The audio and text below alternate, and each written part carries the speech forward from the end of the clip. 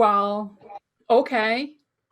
So what's different about this journal compared to the other millions of journals that are out there, Kathy? Like That's there's a right. million to choose from. Why this one? What is different? That is a fantastic question.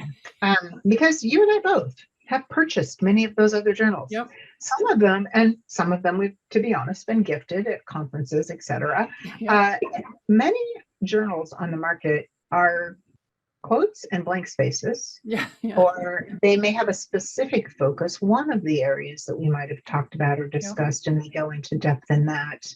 And I think that for me, what differentiates this journal is it is holistic. I mean, I'll just use that word. It is all encompassing. If you want to look at um, how to, accelerate your gratitude leadership, you Yep. can find it in here. If you want to look at, how do I figure out what I need to do to fuel myself, you can find that in here.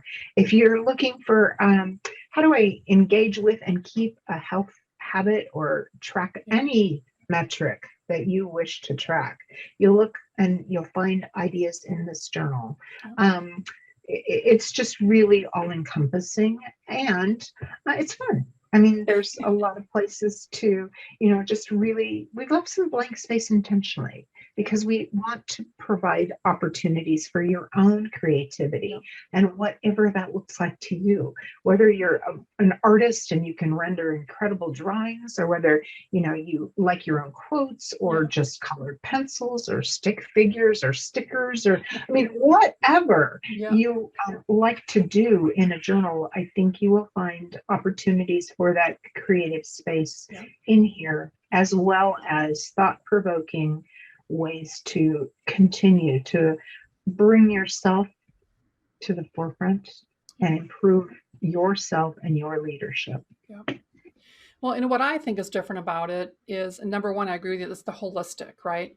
But what's really different is the focus on leaders, right? Mhm. Because leaders have different requirements, they have different pressures on them. They're responsible for a lot of other people. They're responsible for the processes, procedures, for the success, and that brings about a particular mindset. And I think what we have done, I know what we've done, is we've really focused on that mindset, saying, what does this leader need to be successful? And we've also built it in such a way that it is a process. It's not Mhm. disjointed. Yes, we have different sections, but we start off talking about purpose and intentions. And what's so interesting is you and I both know, like, if we started talking about your individual purpose and your individual intentions 10 years ago, they'd be like rolling their eyes, right? You just don't talk about that stuff. It's about the corporate vision, it's about our mission, it's about our values. Well, the interesting thing about the pandemic is that it's opened up this box to say, look, you know what? Now that I have to sit with myself and I'm Mhm. not surrounding myself with all this activity, there's a lot of self-reflection going on. And Yeah. that self-reflection is evident because now we're seeing some of the most senior leaders in the world talk about their individual purpose, their values that they hold, not as the corporation, but as themselves. They're talking about the intentions. So we've really looked at that and taken that to heart and brought this into this journal. That's always been really important.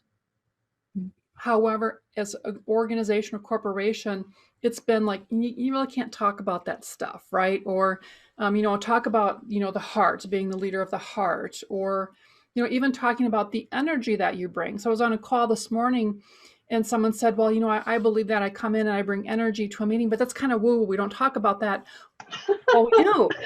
We do. Right. Guess what? We're all talking about woo-woo stuff now, right? Yeah. Because you have to bring the energy. You have to bring that, call it a higher vibration, but you have to bring it. That's the positivity and that's the mindset that allows everyone else to feel comfortable and confident and move forward with you. Because there's nothing worse as a leader if you're like charging forward, look back and there's nobody there, right? Or they're Amen. not getting you. And you talk about storytelling.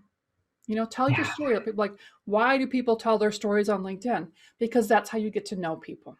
That's how you get to Absolutely. know oftentimes what drives them, why they do what they do. It doesn't mean that you have to like it or dislike it or change about anything. It's just understanding other people. So I think, and I know with all the work that we've done, we've built that into this journal. You can feel it as you go through. You can feel the lessons. You can feel the questions. You can, the quotes. Like you turn to a quote, and there's some great quotes in there that make you think as well. So yeah, it's been a great journey doing this with you for sure. Right. Yeah. Yeah. Actually, I'm gonna go to a couple of things to piggyback off that. The first is one of the quotes of mine that I put in there that I love. It's like, when you're carrying the flag, man, you get to the top of that hill, make sure you look behind you and people are actually Yeah. following you. Yeah.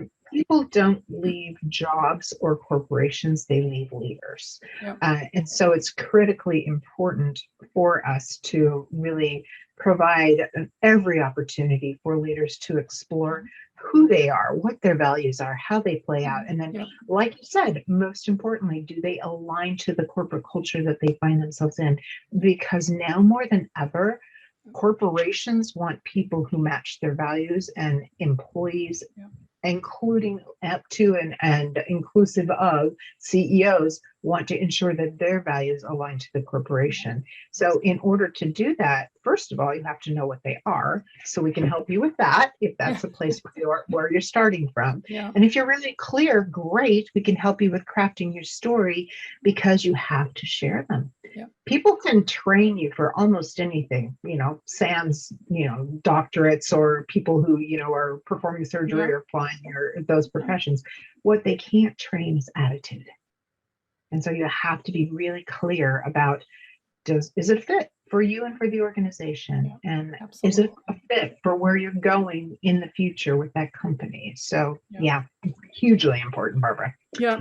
And I'll share my favorite quote in the book, and it's been my favorite quote for a very long time, and I tell everyone this quote. But I always say life should be an adventure, and no one ever had an adventure just sitting on the couch, right?